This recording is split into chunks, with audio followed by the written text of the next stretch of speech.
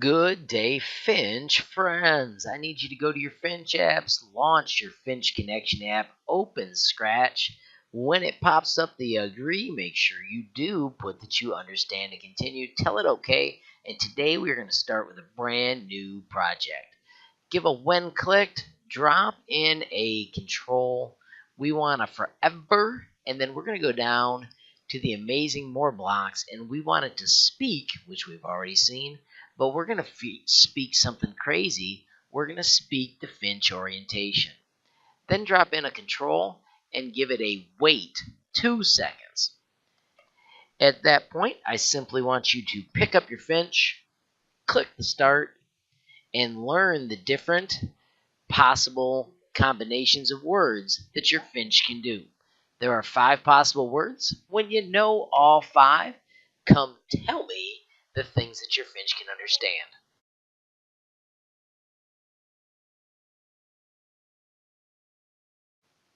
With those 5 words understood, let's build a game that we use the Finch to win. Start by painting a new sprite, clicking on vector mode, make sure your tools are on the right or you're in the wrong one. Pick a color you think is amazing and draw a tiny circle, and then fill it in with whatever color you want. I'm going to match my colors and paint it. And now we're going to use those cool Finch orientations to drive that ball. Check out how slick this is. Under events, we want a when the flag is clicked, we are going to forever check the Finch orientation. We're going to simply put an if then in, and we're going to tell it if the Finch orientation is equal to a certain thing, do a certain thing, kind of like we do with the arrow keys.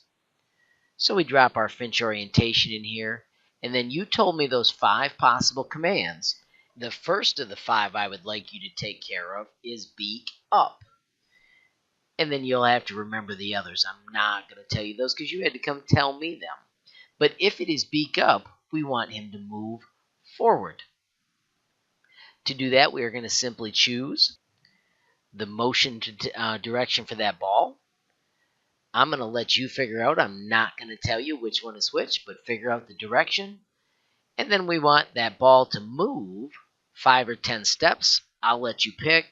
And then we always need to slow the system down a little bit so that it's not checking all the time, and wait 1 second. Get that so the ball moves up the screen, and then duplicate it